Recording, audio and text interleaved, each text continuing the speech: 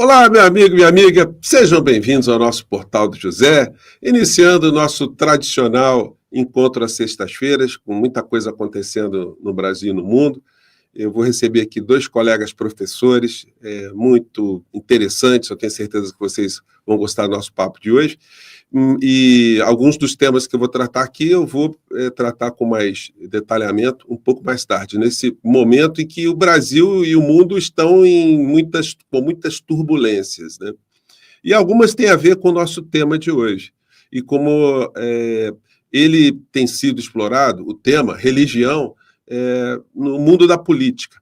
E como tem havido muitas distorções e que criam espaços que degradam o ambiente político, degradam convivência social, manipulam pessoas e, sobretudo, prestam um desserviço à civilização, porque uma coisa é a gente ter o nosso ambiente particular, nosso ambiente interior. Outra coisa é você impor a qualquer tipo de ordenamento político uma visão estreita, uma visão particular, específica de um grupo. Isso, infelizmente, tem acontecido em várias partes do mundo, a gente vai falar sobre isso. Mas no dia de hoje, nós estamos aí ainda em meio a muitas turbulências, né? E essas turbulências, nós vamos falar sobre elas no nosso encontro mais tarde, mas eu quero antecipar alguns pontos aqui relacionados a muitas dúvidas que estão surgindo, porque as pessoas ficam muito aflitas, sobre emenda constitucional, sobre emenda do Centrão, sobre impunidade de parlamentar, as manobras estão sendo feitas para livrar os bandidos da cadeia, enfim. Eu quero só dar aqui um pano de fundo para você ficar bastante consciente do que pode acontecer. Nós estamos vendo movimentações no Congresso Nacional para que se aprove um projeto de emenda constitucional para tirar os deputados e senadores do foro do Supremo Tribunal Federal. Portanto, para livrar de uma futura cadeia todo aquele que esteja sendo investigado, denunciado, apanhado em algum tipo de atividade criminosa. Só que tem um detalhe: precisa combinar com a Constituição. Porque mesmo um projeto de emenda à Constituição tem que obedecer algum regramento, tem que ter uma receita de bolo. E qual é a receita de bolo? É a própria Constituição. E a Constituição estabelece uma série de regras dentro dessa receita que, se não forem obedecidas, o bolo não fica pronto no final. Essas regras são princípios constitucionais que não podem ser ignorados, como o princípio da legalidade, da impessoalidade, da moralidade, da publicidade e da eficiência. Portanto, deputados e senadores bandidos, se aprovarem uma emenda constitucional no Congresso Nacional, com esse propósito específico, não republicano, mas para atingir interesses pessoais, o Supremo Tribunal Federal declarará esse projeto de emenda constitucional inconstitucional. Então, não vai avançar, não tem como avançar. Do ponto de vista jurídico, não tem como isso avançar, até porque seria uma balbúrdia tão grande. Vocês imaginem só, deputado e senador poder agora responder criminalmente na vara criminal de algum município, na vara criminal de um estado. Isso também abriria espaço para saber o que se faz com o presidente da República, porque só o presidente da República manteria ali a sua prerrogativa, ou o presidente da República também poderia ser demandado em qualquer município do Brasil. Ele também perderia essa prerrogativa. E os ministros do Supremo Tribunal Federal, eles poderiam ser demandados também na vara de Quixeramobim, enfim. Então, estão tentando esse monstrengo aí, mas, enfim, são sinais de desespero dessa gente toda. Portanto, gente, eu já cravo aqui com vocês duas coisas para a gente começar o nosso papo antes de a gente entrar no mérito aqui. Uma das afirmações é que qualquer projeto de emenda constitucional visando livrar os bandidos de uma futura cadeia será considerado inconstitucional. E a segunda notícia, que eu já estou conversando com vocês desde ontem, é que Bolsonaro já não sai mais de uma prisão. Ele está numa prisão cautelar, cumprindo a medida cautelar, enquanto o inquérito contra o Dudu Bananinha estiver andando, ele estará ainda sob essas medidas e corre o risco de ter uma decretação de prisão preventiva e, em setembro, no máximo, a gente vai ter o julgamento definitivo desse criminoso, que determinará ali, como nós todos sabemos, que ele irá para a cadeia. Então, é só para a gente iniciar os nossos trabalhos aqui. Mais tarde eu vou falar de uma nota infame também da OAB, tem muito assunto. Bom, mas o nosso tema de hoje, nós vamos falar aqui sobre vários aspectos, né? Inclusive os relacionados aos empresários da fé. E para isso, os meus convidados, vou colocar aqui na telinha agora, são, vou colocar aqui meus 3 convidados. Professor Cleiton Lima, muito bom dia, obrigado por ter atendido o meu convite aí. Professor, bom dia. É uma satisfação imensa. A felicidade está aqui no seu portal.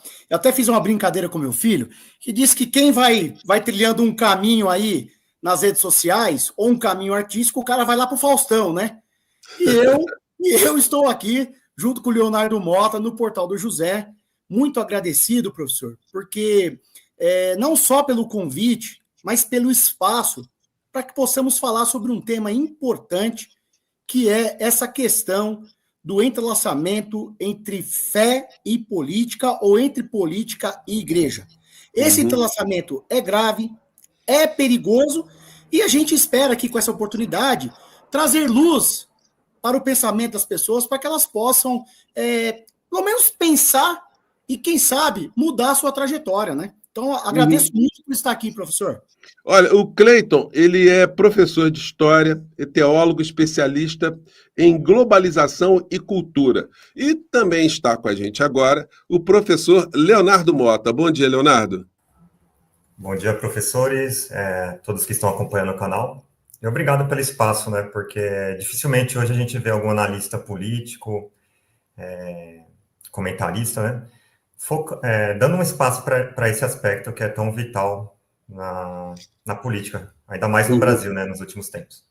E o Leonardo é professor também na área de matemática, na área de exatas, né, e é escritor e especializado, inclusive, em teologia islâmica, enfim, tem muitos assuntos aí que são muito desconhecidos para nós aqui, e certamente a gente vai voltar novamente aqui a discutir esses temas ligados a esse universo que sofre muitos preconceitos, muitos tabus, né? Inclusive, estão acontecendo coisas que dizem respeito aos muçulmanos, nós estamos vendo conflitos, lá tivemos nessas últimas horas, né, a afirmação que Israel pretende ocupar a faixa de Gaza como um todo, o que caracteriza essa ação como um verdadeiro genocídio, uma verdadeira limpeza étnica, e a gente não pode ter papas na língua para denunciar isso, né?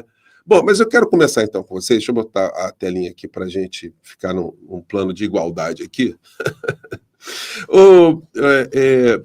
Cleiton e Leonardo, vocês fizeram esse livro aqui, deixa eu ver se dá para colocar aqui, Bolsonarismo Evangélico, né? Bom, o que motivou, Cleiton, você a escrever esse livro? Professor José, acontece o seguinte, eu já sou cristão de berço, né? Então, uma família de pessoas que sempre frequentaram a igreja. O que vai acontecer? No meu contexto de infância, nós sempre vimos que a igreja, ou os cristãos, por exemplo, ainda mais os evangélicos, sempre tiveram suscetíveis a piadinhas, por exemplo, a brincadeiras.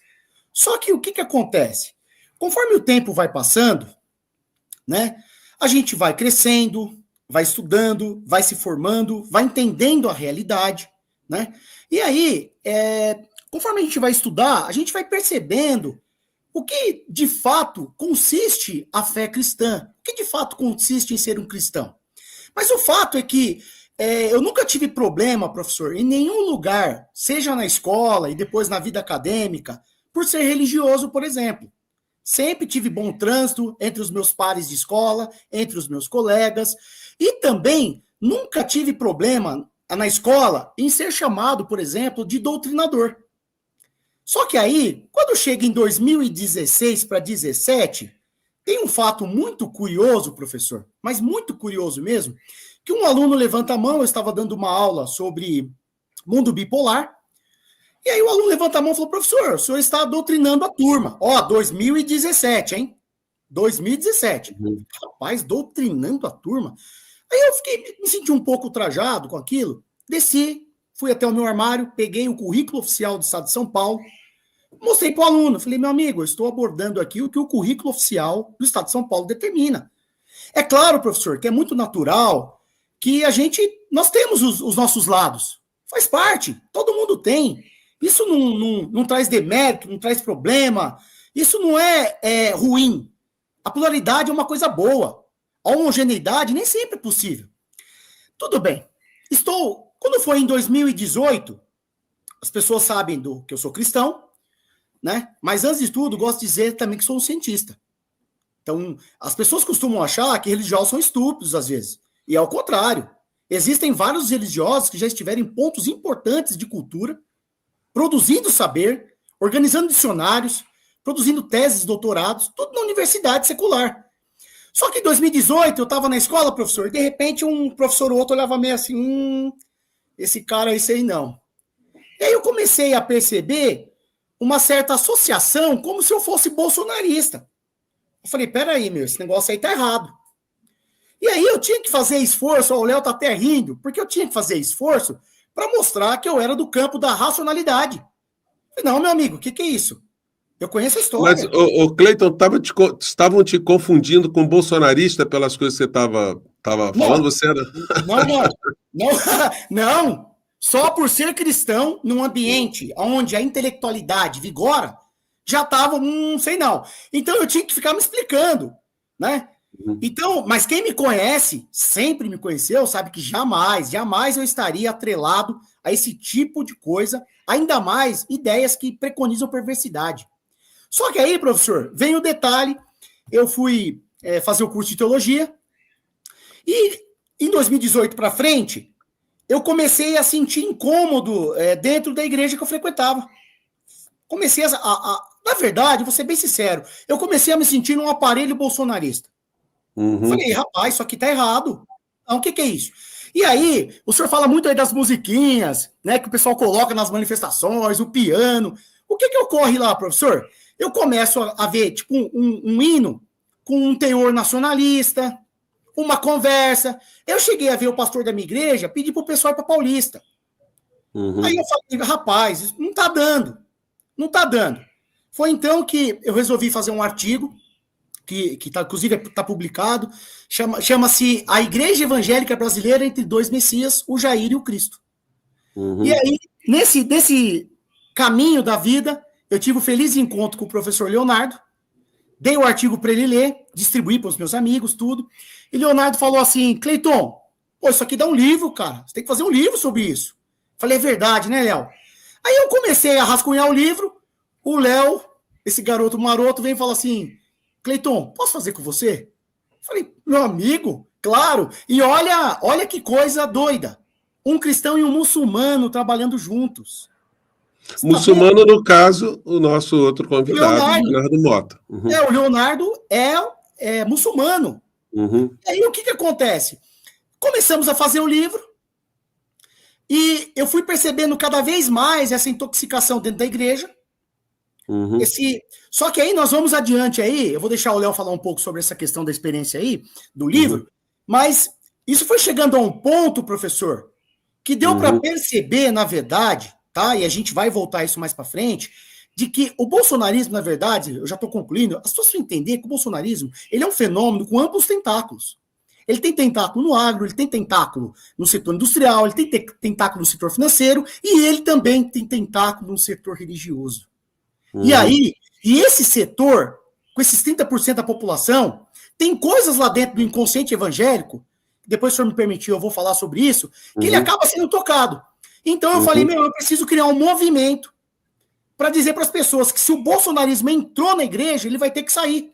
Mas não é porque somos intolerantes, professor. Não é porque somos intolerantes. É porque não combina com os ensinamentos de Jesus Cristo. Ô, Leonardo, dentro dessa perspectiva, de uns tempos para cá, a gente está vendo muito uso da bandeira de Israel no meio evangélico.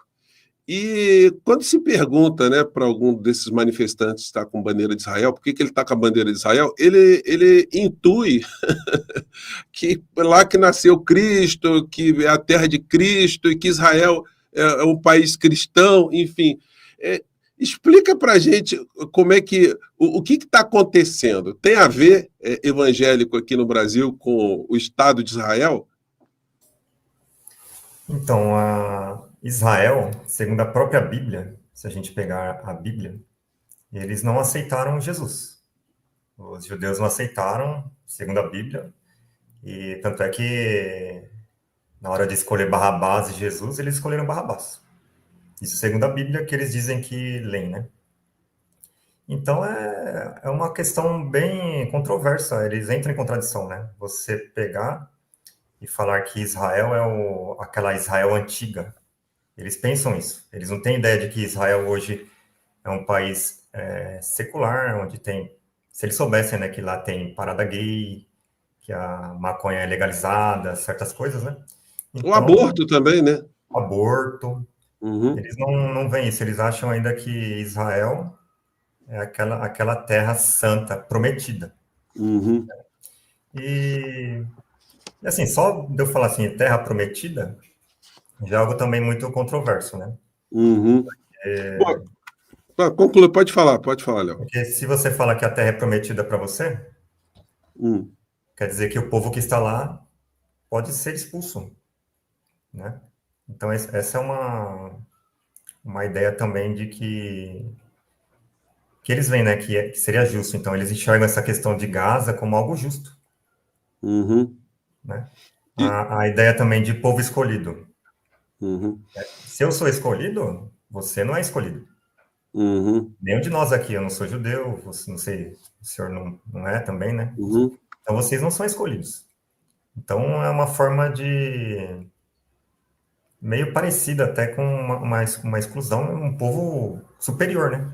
Uma forma de superioridade. Uhum.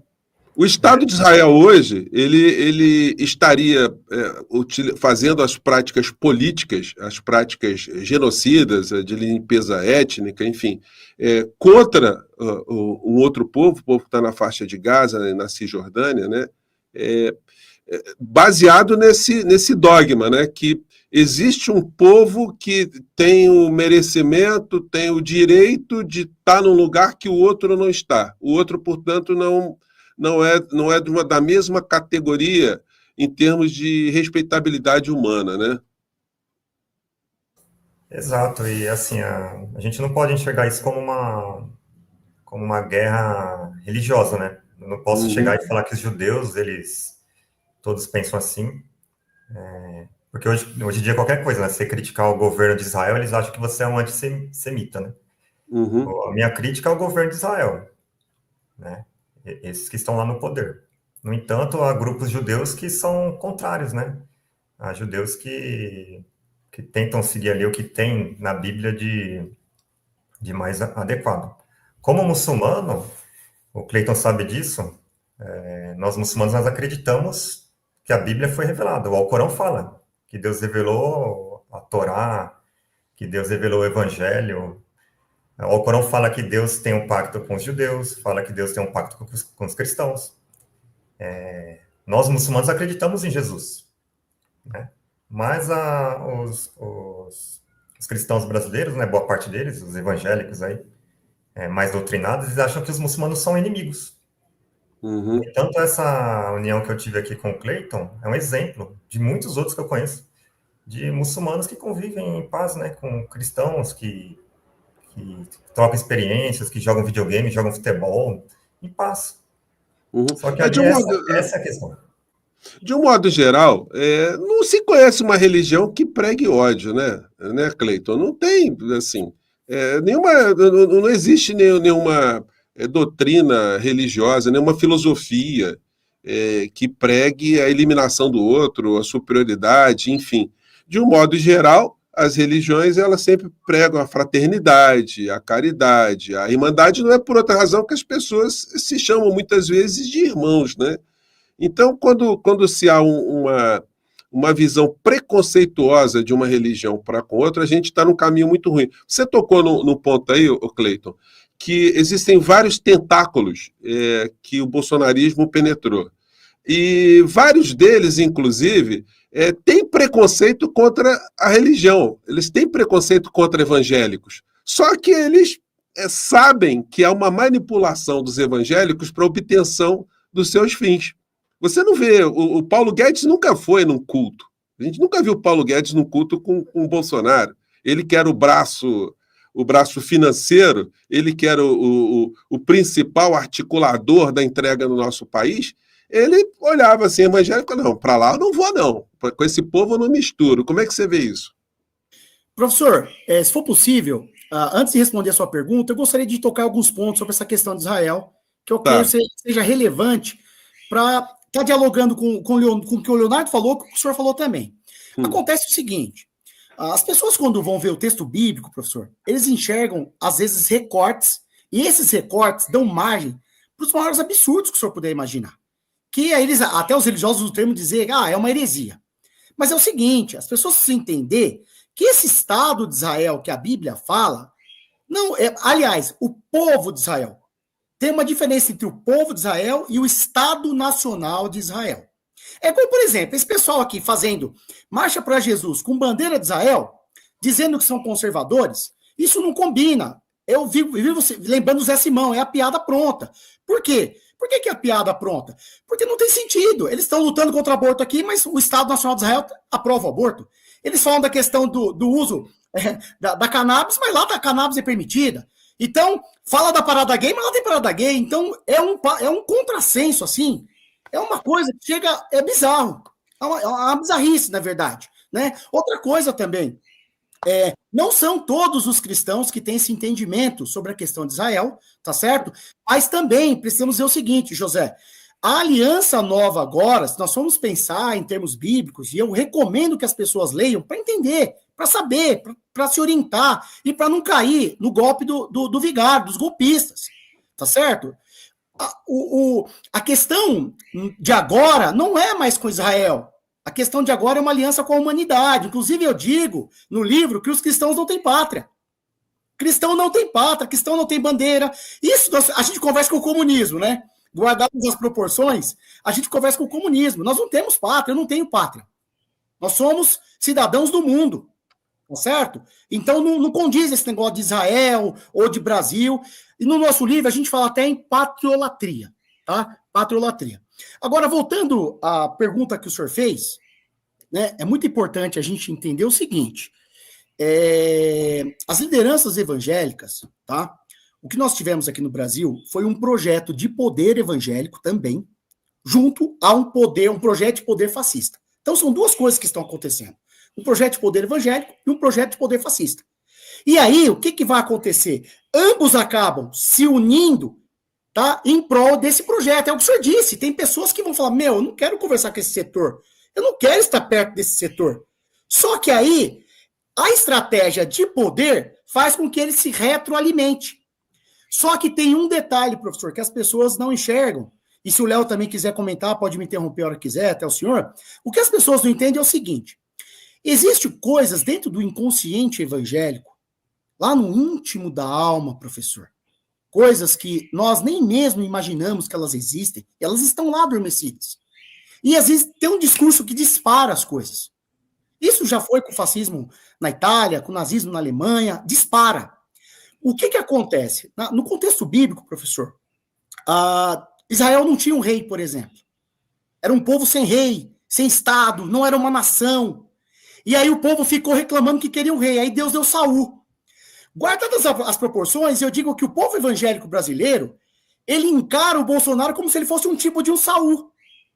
Então é mais ou menos assim, eles não se sentem representados, eles não têm espaço, e aí vem um cara, nós queremos um rei, e aí vem o rei, que é, no caso, o Bolsonaro. E aí, o que a gente vai ver? O exemplo que o senhor cita do Paulo Guedes é muito interessante, porque não são todos que aceitam e nem estão dentro dessa aliança, e muito menos vão a templos, tá certo? Porém, o Bolsonaro, ele entende. As pessoas falam que o Bolsonaro é burro. É um pouco, mas as pessoas entendem, professor. Ele conseguiu, com essa ideia, instrumentalizado por outras pessoas, ele conseguiu entrar no inconsciente das pessoas, e aí esses cristãos, que se dizem, entre aspas, conservadores, e que adoram a bandeira de Israel e etc., eles acabaram embarcando nessa paranoia, porque, inclusive, eu tenho dito para as pessoas que o bolsonarismo é uma seita de massas. Ou seja, as seitas costumam ser pequenos grupos, né, professor? Pequenos grupos. Ou seja, é fechado, baseado nas ideias de um líder. Só que o que acontece? Como o bolsonarismo ele sempre inverte as lógicas das coisas, é uma coisa muito estranha, né? É um fenômeno muito estranho. Que agora as pessoas não guardam mais os segredos para o seu secto religioso. Elas jogam na internet. E aí, nós vamos ver a situação do quê? É a instrumentalização onde é o útil e o agradável. Eu não tolero esse grupo, mas eu vou estar com ele porque eles vão fazer decidir a eleição para o nosso lado. Então, eu acredito que, para resumir essa fala, o que está acontecendo, professor, é que também nós temos que dizer que nem todos os evangélicos são bolsonaristas. Definir quem são os evangélicos do Brasil é uma tarefa complexa. É muito complexo. É um grupo muito heterogêneo. Veja o meu caso, por exemplo. Eu, na 8ª série, eu conheci o socialismo, nunca mais deixei de gostar dele. E sempre fui cristão também. As duas coisas podem conviver. Tá certo? Sim. Oi, perdão. A gente pode até dizer que Jesus Cristo foi o primeiro grande socialista, né, da humanidade, né? Mas, Leonardo, mistura de política com religião.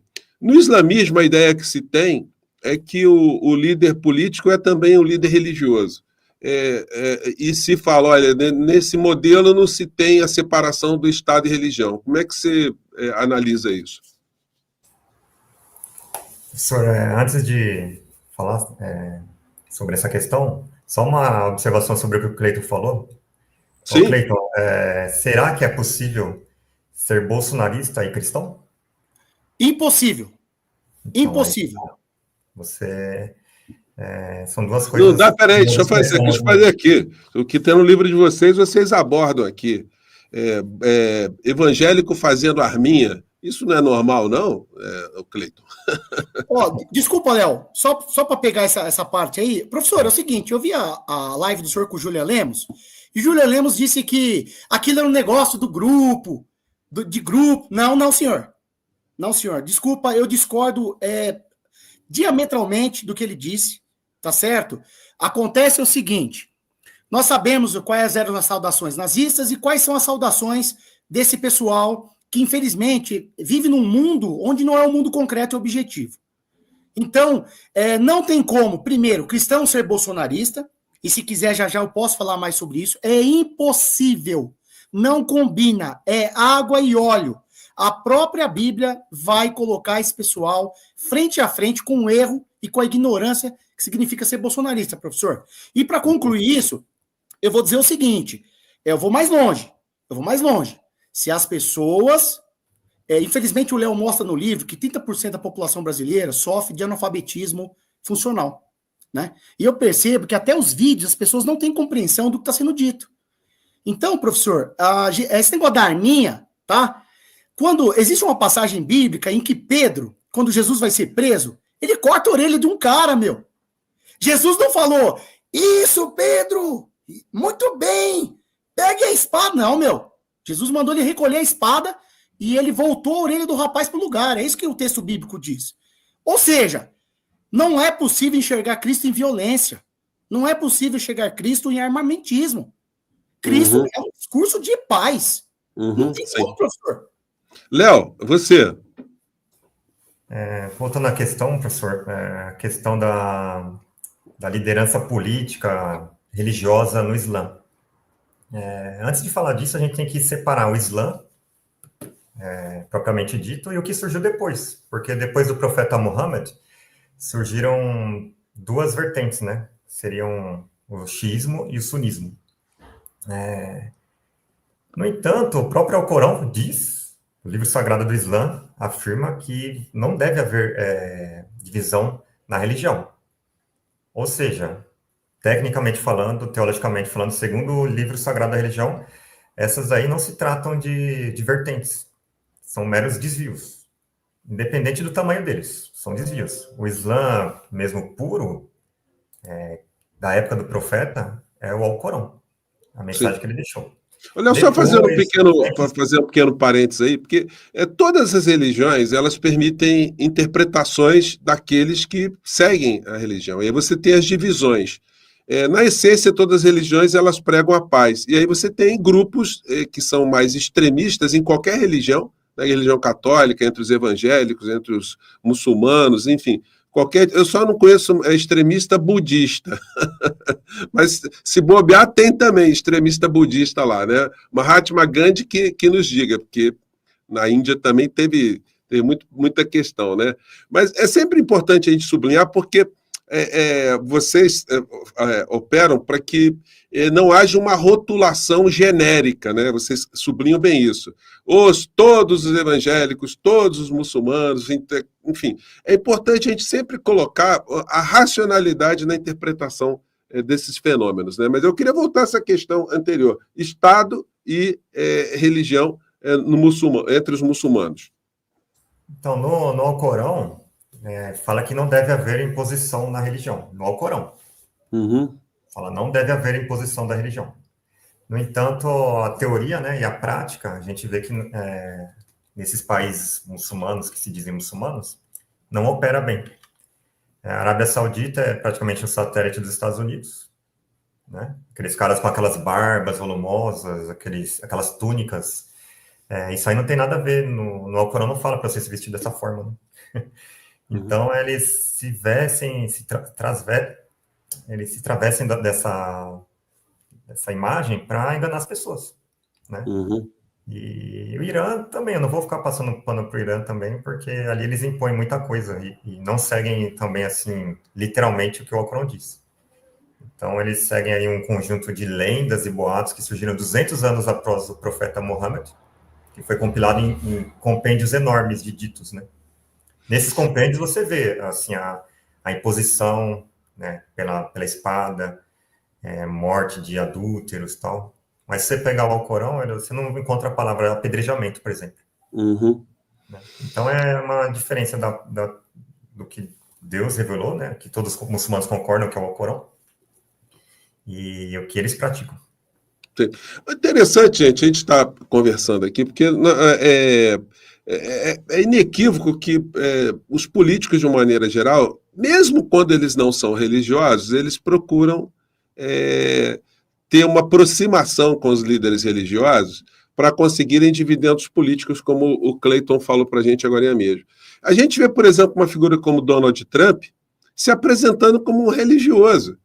Mesmo o Bolsonaro se apresentando como religioso, o Cleiton, com uma vida que, se você enxerga de perto, você não vê nada de cristão, você não vê nada de exemplar. Quando ele fala em Deus para ele, quem é Deus? É o Trump. Quando ele fala em pátria são os Estados Unidos que ele defende. E quando ele fala em família, ele é um cara que mais produziu famílias dissolvidas, né? Então, enfim, eu imagino também que grande parte da sociedade, inclusive entre os evangélicos, muitas questões que dizem respeito ao Bolsonaro também causem alguma identificação no fiel. O cara que já está no segundo casamento, no terceiro casamento, enfim, tem os seus pecados, as suas mazelas também. É isso que explica tanta gente se identificar com o Bolsonaro entre os evangélicos, ô Cleiton? Entre os católicos também, entre todo mundo, né? Claro.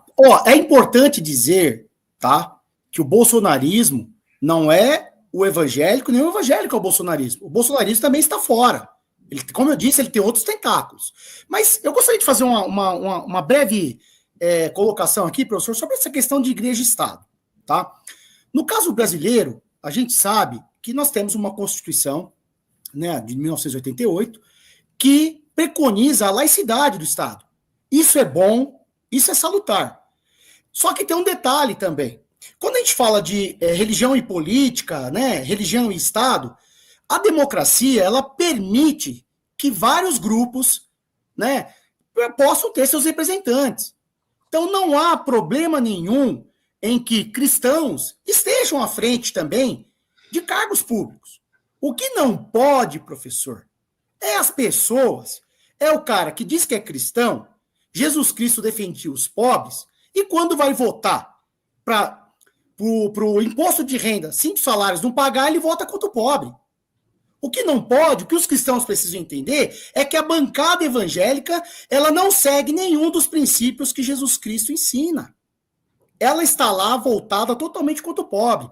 Outra coisa também que as pessoas precisam entender é o seguinte, os religiosos, eles perderam muito espaço em relação aos seus discursos. Mas tem muito religioso que é coerente, que é racional, que é ético. E o que o senhor disse, que tem um discurso de paz que pode orientar as pessoas, aliviar sofrimentos, levar as pessoas a um caminho melhor. Então, só para fechar esse adendo, eu diria o seguinte, é igual a pecha do comunismo.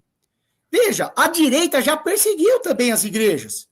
Então não tem sentido. Quando nós vamos conhecer a história, nós vemos que o comunismo nunca existiu propriamente dito no mundo, muito menos no Brasil.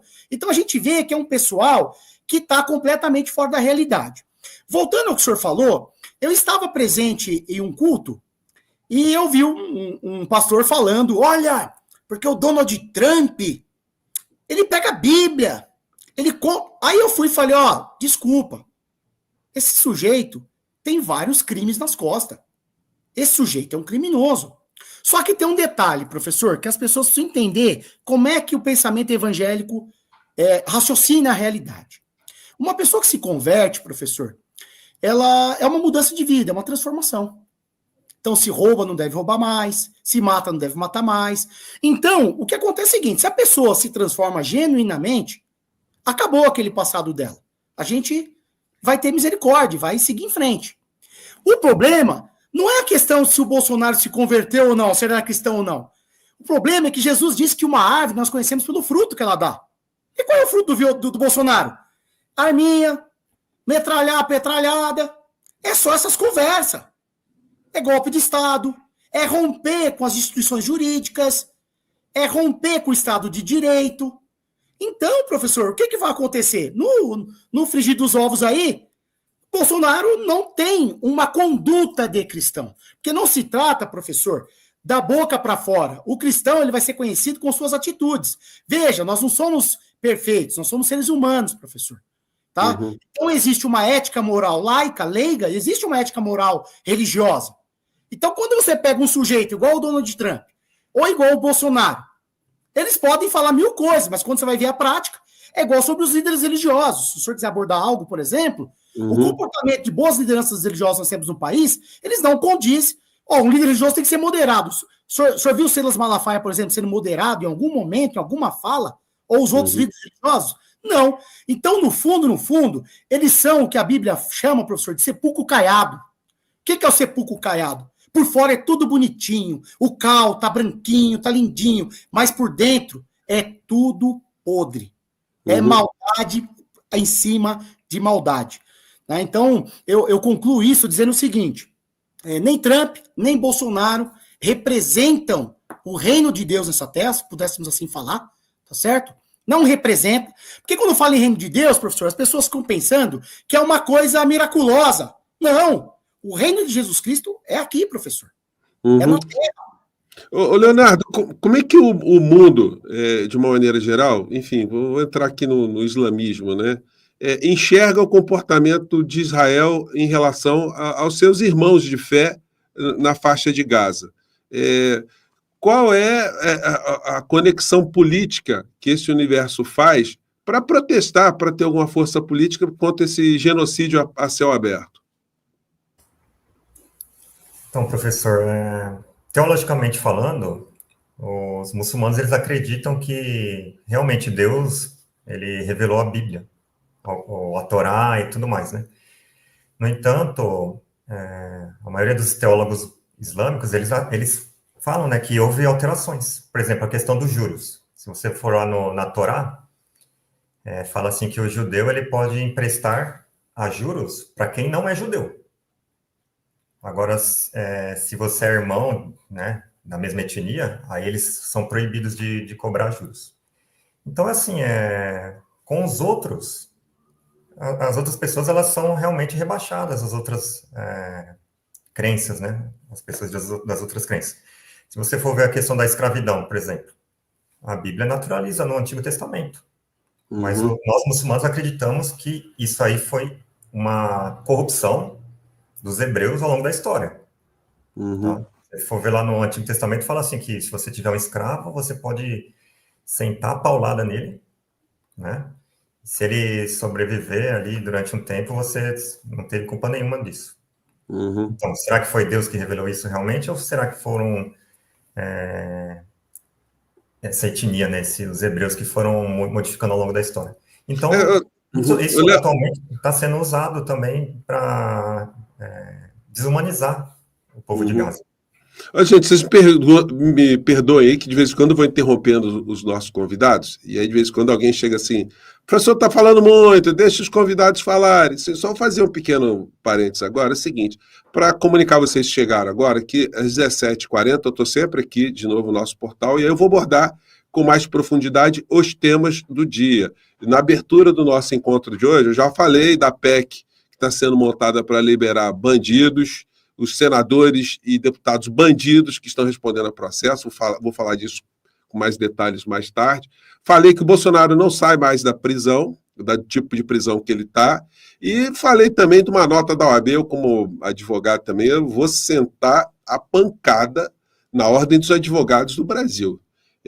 Me senti insultado com a nota que eles fizeram ontem, uma nota bolsonarista, né? Só faltou estar escrito embaixo Carluxo, Dudu Bananinha e Flávio Rachadinha.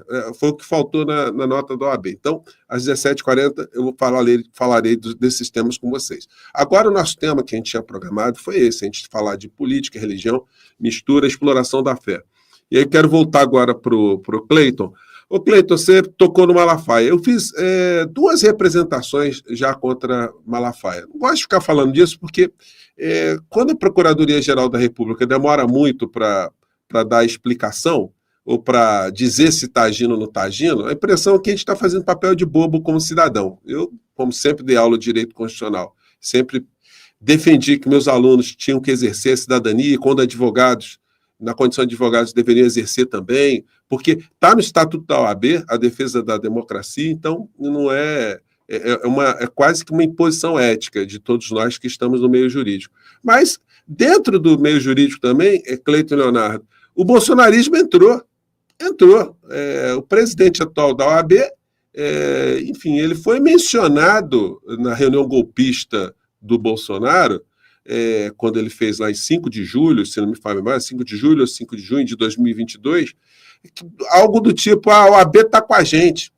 O presidente da OAB, que era o mesmo de hoje, ele não desmentiu que ele foi procurado pessoalmente, ele disse que a OAB não foi procurada, mas não era a OAB que o Bolsonaro recorreu protocolarmente. Ele procurou a OAB através do presidente da OAB. Então, o comportamento da OAB, tanto aqui no Rio de Janeiro também, lamentável, de algumas seccionais no plano federal, se assemelham muito ao que aconteceu na área da medicina, quando, em plena pandemia aqui no Brasil, a gente via uma série de médicos defendendo tratamentos imprestáveis, comportamentos homicidas, porque tinha uma vinculação ideológica também com a figura do Bolsonaro. Portanto, esse fenômeno, quando vocês escrevem o livro aqui, Bolsonarismo evangélico, tem o bolsonarismo agronegócio, o bolsonarismo banqueiro, o bolsonarismo entreguista. Olha, o que se via de militar em culto evangélico, dizendo que era evangélico durante o governo Bolsonaro, foi um negócio impressionante, né? Mas eu quero passar para o Leonardo de novo. Leonardo, você chamou atenção para um negócio que passa despercebido, né, pelo mundo de uma maneira geral. A Arábia Saudita, por exemplo, eles se classificam ali como pessoas que seguem o Islã. Mas, na verdade, se a gente olhar de perto, pelo que você pontuou, me chamou a atenção, também há um uso da religião naquele Estado para fins econômicos e fins políticos, né? Você impõe aos árabes que você é o representante máximo, você foi ungido por Deus, você está conectado com Deus, e, portanto, ninguém pode questionar absolutamente nada. É mais ou menos isso, Leonardo? Isso. Inclusive, nós tivemos um caso de um jornalista, eu não me lembro o nome, acho que era Khashoggi, alguma coisa assim, né, que ele foi para uma embaixada, e lá dentro os caras mataram e esquartejaram. A Arábia Saudita, ela está tentando melhorar sua imagem no mundo, né? Agora, por meio do esporte. Se eu não me engano, o termo é Sport Watch. Trouxeram o Cristiano Ronaldo, tudo. Então, eles estão tentando mudar essa visão diante do mundo. Mas é uma ditadura, baseada numa falsa doutrina, que é a doutrina da sucessão apostólica, né? Mohammed está lá, então os atuais líderes, essa família, seriam descendentes do profeta, né? Se eu não me engano, na Jordânia, outros países, outras monarquias ali do lado também. Mas muitos deles são aliados de Israel. Você não vê nenhuma ação forte contra o genocídio, né? Que eu acho que desde a Segunda Guerra Mundial é o maior, né, que nós presenciamos. Inclusive, se eu não me engano, ontem, ou antes de ontem, foi o aniversário da implosão lá de 80 anos, né, de Hiroshima e Nagasaki, foi o maior ataque terrorista que tivemos na história, que foi perpetrado pelos Estados Unidos da América. Aí eles querem chamar os outros de terroristas, né? Pois é, eu quero até para fazer justiça aqui, histórica, né? É importante dizer que todas as religiões sempre tiveram essa mistura com as questões de Estado. O catolicismo, a Igreja Católica, o Vaticano é um Estado. Muitas pessoas não sabem disso. Ele é considerado quase que um país. Ele tem autonomia política, ele emite passaportes, ele tem banco, enfim, só que ele está dentro da Itália, está ali naquele espaço de Roma, todo murado, enfim. Ele tem tem representações formais em vários outros países, enfim, tem os passaportes diplomáticos, né? O Papa trafega como um líder supranacional, e a Igreja Católica também sempre teve mistura da política com a religião católica, e apoiou todos os regimes de ditaduras que a gente viu ao longo da humanidade, né? Todos eles ali, até porque muitos dos lemas que eram utilizados por ditadores eram exatamente esse que o Bolsonaro utilizou aqui no Brasil. Deus, pátria e família. Quem falava isso era o Mussolini. O Hitler, de um certo modo, ele falava também. E a gente vai pegar vários outros criminosos ao longo do mundo que fizeram isso. Então, é muito importante a gente nunca tentar estigmatizar ou ter algum tipo de preconceito a qualquer tipo de religioso. Porque toda pessoa que tem uma fé sincera, essa pessoa que professa sua fé com sinceridade, que acredita naquilo, você não vai dizer para a pessoa, você está equivocado, meu amigo, você está errado, isso aí não existe. Isso aí é uma arrogância muito grande, você querer entrar nessa intimidade da pessoa. Mas aqueles que se aproveitam da fé para outras finalidades, esses têm que ser denunciados, esses têm que ser combatidos. Por isso que a gente citou aqui o Malafaia, no meio dessa história. Agora, Cleiton, como é que o discurso do Malafaia ele consegue seduzir tantas pessoas? Como é que uma pessoa começa a ter um complexo de igrejas e que são, na verdade, grandes conglomerados econômicos? Professor, voltando um pouquinho e seguindo, o senhor disse uma coisa muito interessante. Poxa, tem Bolso Agro, tem Bolso Banco? Tem. Como eu digo, o que acontece é o seguinte, professor, as sociedades, elas têm os seus mais variados tipos de bandeiras, de crenças, de ideologias, de práticas, só que, qual é o detalhe? O detalhe existem práticas majoritárias e práticas minoritárias. O que acontece é o seguinte, o bolsonarismo, na verdade, ele na verdade recebeu um novo nome, tá?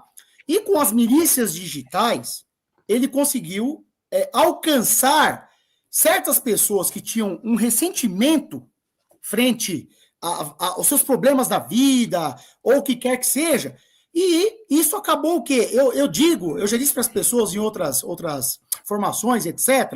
O senhor sabe quando uma pessoa dá aquele twin assim, que fica aquele olhinho girando, né? O que acontece seja no agro, seja no banco, seja na política, de alguma forma, essa loucura, ela deu um twin na mente das pessoas e acessou algo dentro delas que fez elas ficarem desse jeito.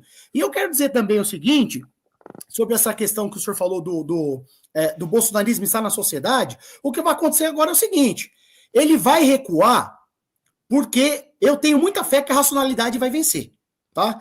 Inclusive, eu gostei muito da fala que o senhor fez sobre a questão dos religiosos, né? E já digo para o senhor também que o budista prega a paz, mas eles já fizeram guerra. Então, é muito complicado. A teoria e a prática do ser religioso, ela é sempre muito ambígua, porque sempre vem essas coisas que acessam partes do nosso inconsciente, faz a gente ser o que a gente não quer ser, tá certo? Mas agora, voltando para a questão do Malafaia, recentemente teve aí o documentário da Peta Costa, o Apocalipse dos Trópicos, né? Inclusive, nós tentamos até entrar em contato com ela, mas é assim, professor, o pessoal da esquerda não quer receber a gente. O pessoal da esquerda não quer receber a gente. A gente tenta, o senhor aqui, eu não sei nem o que dizer. De agradecimento mesmo, porque nós estamos num movimento. Isso aqui não é brincadeira. Isso aqui é um movimento, não só para a questão das igrejas, mas também para a sociedade brasileira. Tá certo? Então, no caso do Malafaia, professor, acontece o seguinte, o Malafaia, na verdade, ele é um empresário, né?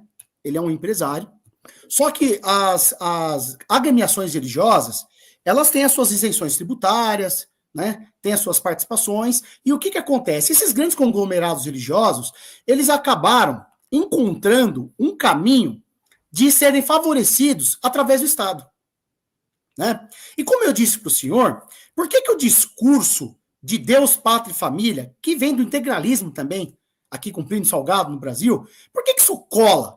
Isso cola porque a Bíblia sempre tem uma ideia de que, Deus vai fazer um milagre, esse país vai ser de Jesus, nós vamos um dia ser o Estado. Então, essa relação com Israel, professor, o que vai trazer? No imaginário do cristão, ele vai exatamente ir para aquele campo do Saul que eu disse. Ele vai acreditar que, de fato, ele vai virar Estado.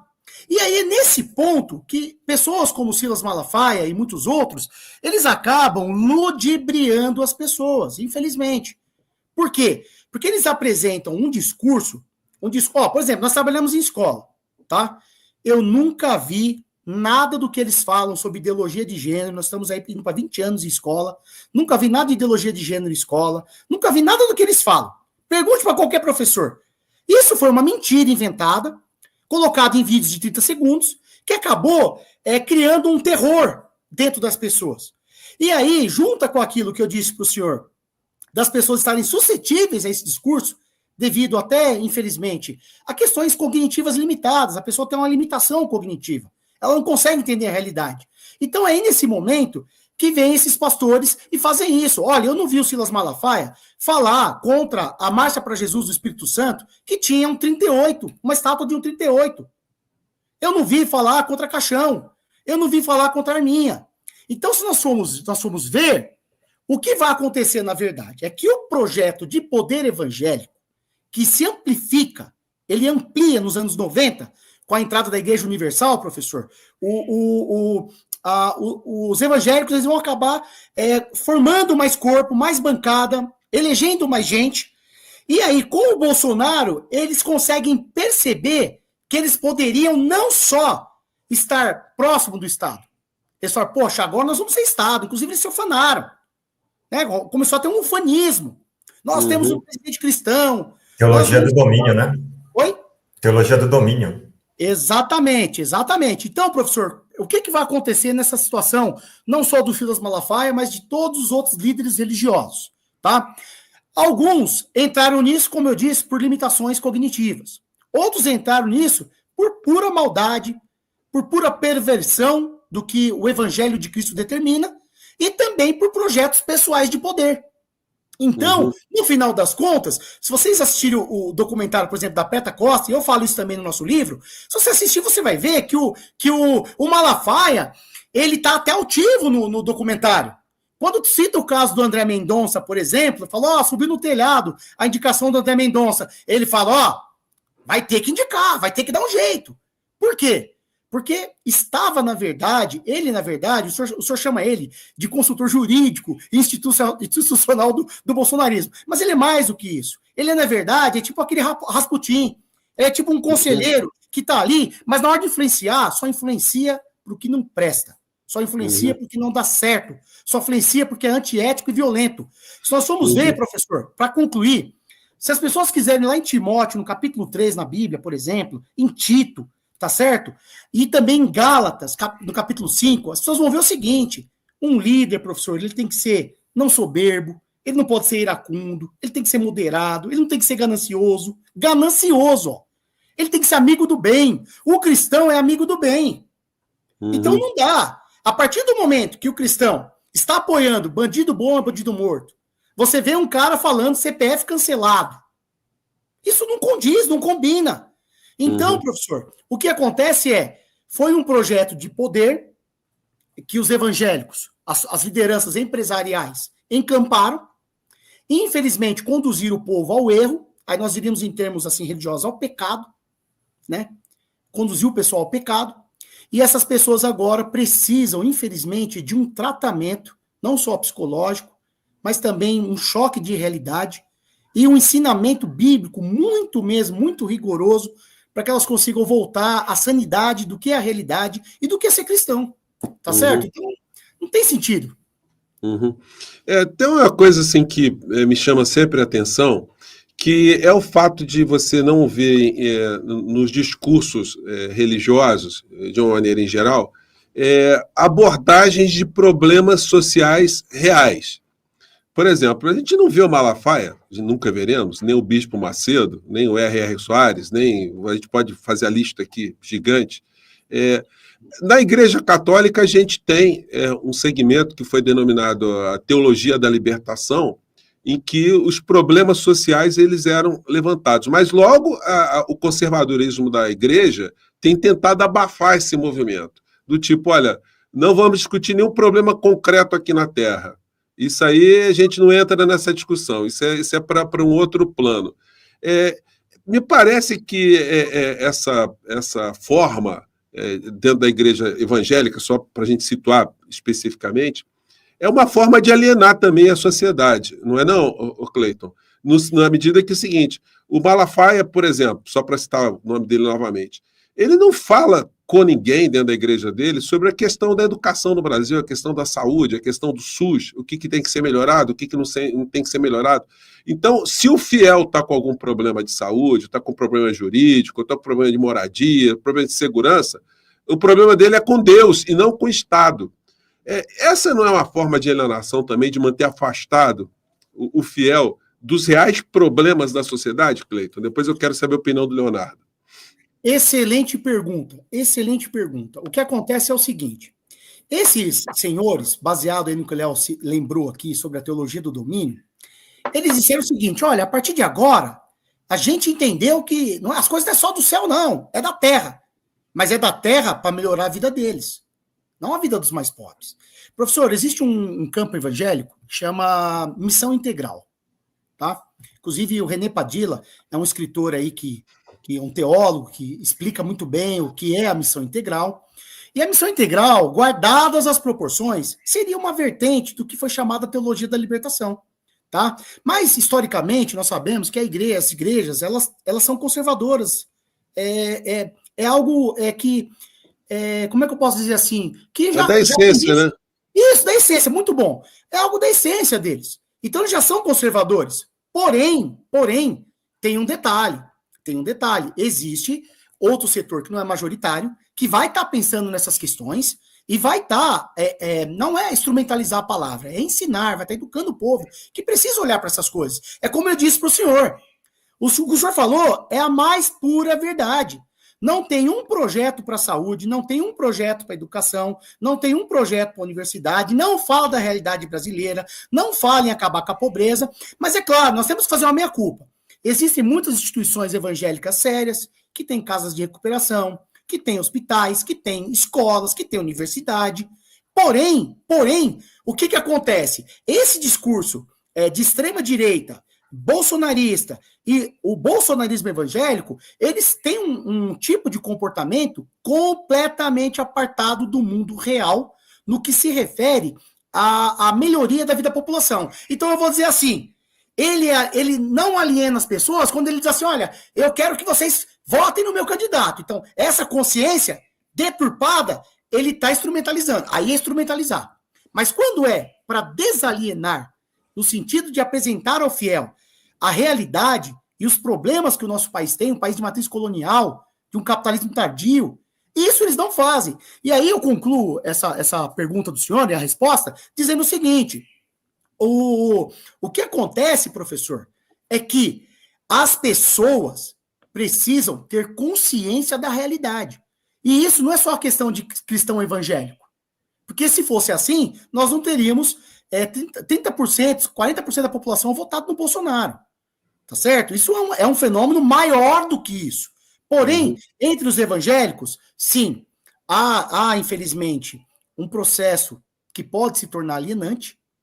As pessoas podem se descolar do real, podem, infelizmente, negar essa existência, pensando até em Nietzsche, né? Negar essa vida para viver uma outra vida, né? Como se esquecêssemos do que está acontecendo aqui. Mas eu disse para o senhor bem claro aqui, para todos que estão nos assistindo, que a ideia de reino de Deus não é uma ideia celestial. E o reino de Deus é justiça, paz e amor.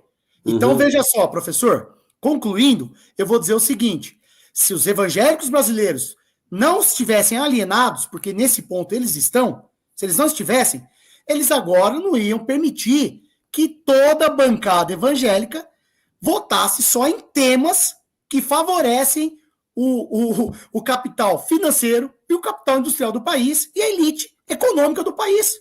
Eles não votam nada que privilegia o pobre. Aí, nesse sentido, eu digo, sim, há uma alienação e esses grandes empresários da fé são responsáveis e vão dar conta disso, professor. Seja nessa vida ou na próxima.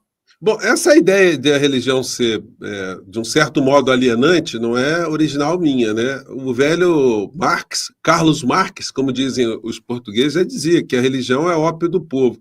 No islamismo também é assim, Leonardo Mota, há uma preocupação específica no plano espiritual e não há uma atenção para o mundo real. Como é que você explica aí? Como é que você interpreta essa linha de pensamento?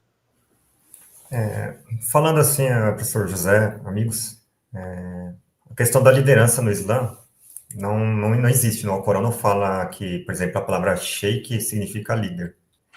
Eu sou só apenas um muçulmano, tá? E eu vou falar aqui o que eu lembro sobre isso, né? Essa vida tem uma importância para o muçulmano. O Alcorão fala que você tem que pensar realmente no além, na vida depois do juízo final, só que você não pode esquecer a sua parcela nessa vida também, né? Você não pode ser uma pessoa que vai viver em extrema pobreza, né? Você tem que procurar também evoluir um pouco intelectualmente. Tanto é que o primeiro versículo do Alcorão que foi revelado fala, leia, Ikra, leia em nome de teu Senhor. Então é um convite para o estudo, né? Agora, o que a gente vê aqui no Brasil é o seguinte, as propagandas dessas igrejas, da maioria delas que você vê, igreja fazendo propaganda na TV, já é uma coisa meio esquisita, né? Aí você vê lá, o cara começa a ir na igreja, aí começa a ter casa na praia, as dívidas sumiram, o problema de saúde foi embora, e por aí vai. Então, a maioria das pessoas que vão nessas igrejas, elas não estão atrás de perdão, não estão atrás de um relacionamento com Deus, elas estão atrás de coisas que a própria Bíblia diz, que são mundanas, né? E tem um cara ali que vai falando e vai convencendo. Se a pessoa não consegue alcançar esse objetivo, aí ele culpa a própria pessoa, falando, você não tem fé suficiente. Então, entra para um plano que já não é mais racional, é um plano mágico. A gente não está mais falando de nada racional. É algo que foge da lógica, é o mundo fantástico. O Silas Malafaia, eu lembro que uma vez eu peguei um Uber e eu comecei a falar de religião com o cara, e quando eu falei do Silas Malafaia, falei mal, o cara já virou a cara, falou, não, Silas Malafaia, ele sabe toda a Bíblia. Ninguém consegue decorar toda a Bíblia de cabeça. Não lembro exatamente, acho que são 2 milhões de palavras. Não, e detalhe, né? O Malafaia, ele mente sobre a interpretação da Bíblia. Quando ele vai pedir grana, ele cita alguns versículos, e aí você vai ler o versículo lá que ele está citando para induzir os fiéis a darem o dízimo, o que ele está citando não tem nada a ver com pedir grana. Ele fala em colheita, quando ele vai por esse mundo da chuva, do peixe. Ele sempre, a tradução dele é a seguinte: dê dinheiro para a minha igreja, né? Gente, olha só, a gente, infelizmente, já chegou aqui a mais de uma hora da nossa live. A gente ia fazer uma live um pouco mais curta, né? Pela questão do formato aqui do YouTube, mas está sendo a primeira pílula aqui. Eu quero agradecer muito, pílula de conversa, quero agradecer muito meus convidados aqui, o Cleiton e o Leonardo, e já combinar com vocês, em breve, assunto não vai faltar, tem muita coisa acontecendo no mundo, e eu queria aí passar a palavra para vocês, Cleiton primeiro e Leonardo, para os comentários finais aqui do nosso encontro, tá legal?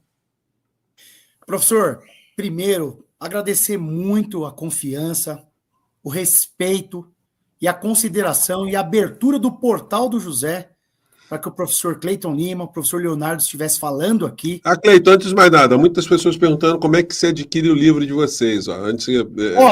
Obrigado, professor. O livro está disponível na Amazon, né? Tem e-book, tem livro físico, tem também no Mercado Livre, tá? Tem no Clube de Autores, tá certo? Tá tudo disponibilizado lá. E, poxa, pessoal, leiam, eu vou fazer as considerações finais, mas, leiam o bolsonarismo evangélico e olha como eu sou um cara de diálogo. Eu estou com um muçulmano e eu também fiz um outro livro, professor, desculpa fazer esse jabá rapidinho aí, que é um livro 50 Tons de Crônicas e as Crônicas Proibidas do Big Bang, que é um livro de literatura que eu participo com um conservador. Então, veja, nós temos que ser pessoas moderadas, nós temos que sentar e dialogar com quem pensa diferente. Tá certo? Só que tem um detalhe, tudo tem que ser mediado pela racionalidade. 1 é 1, 2 é 2. Não é 1 é 3 e 3 é 5. Tá certo? Então, agradecer muito o espaço, agradecer a oportunidade, dizer para vocês que o Brasil, ele pode sim ter um caminho de paz, um caminho de solidariedade, um caminho de amor, um caminho de fraternidade entre as pessoas. Para isso, nós precisamos fazer duas coisas: respeitar as diferenças, a pluralidade de pensamento, a pluralidade religiosa, e entender que na democracia todos devem ter acesso e participação ao governo, todos devem ser ouvidos, mas é claro, aquilo que é injusto, aquilo que é ruim, aquilo que é danoso, deve ser repudiado, tá certo? Você, meu amigo, minha amiga que é cristão, concluindo, professor, eu deixo um recado para vocês aqui. Basta você estudar a Bíblia que você jamais vai defender o bolsonarismo. Tá certo? Então eu aguardo outros convites ansiosamente. Inclusive, qualquer portal que quiser chamar a gente, estamos à disposição, tá bom, professor? Obrigado. Valeu. Fala, Léo. Agradeço a todos aqui do canal. Vocês de verdade, vocês são cidadãos de bem, porque vocês são os verdadeiros cidadãos de bem, porque procuram conhecimento, o diálogo, né? E gostaria só de destacar que para todos os comentaristas, assim, políticos, analistas políticos, para enfrentar o bolsonarista, esses falsos profetas aos montes, nós temos que entrar no ramo da religião. Nós temos que citar a Bíblia, temos que mostrar para eles que eles estão errados, de acordo com a Bíblia, porque não tem como a gente deletar, contornar esse fato. O fato é que a maioria da população brasileira acredita. Então, vamos usar isso como uma ferramenta contra eles. Esse negócio de ungido de Deus, ninguém toca em mim, né? Eu desafio qualquer um desses profetas aí. Faz uma profecia para ver se cumpre. Lá em Deuteronômio você vê como é que você vai conhecer um falso profeta. Se ele falar uma coisa e não acontecer. Por exemplo, aliás, o Malafaia falou, né? Mas vamos ver quem vai ser o campeão. Vamos ver quem é o Deus verdadeiro. Aí no outro dia perdeu a eleição. Tá bom. Ou seja, segundo a Bíblia, né? Eu tenho falado sempre isso, que o Malafaia tem um dedo podre. Onde ele encosta, a pessoa cai em desgraça. Olha, mais uma vez, gente, muito obrigado por vocês estarem aqui. Às 17h40 estou de volta aqui. E os temas aqui, eles são instigantes, a gente vai voltar a eles novamente. Muito obrigado a você que esteve aqui com a gente. 17h40 tem muito assunto importante aí rolando. Espero vocês, tá bom? Um grande abraço, gente. Tchau. Tchau. Um abraço, até a próxima.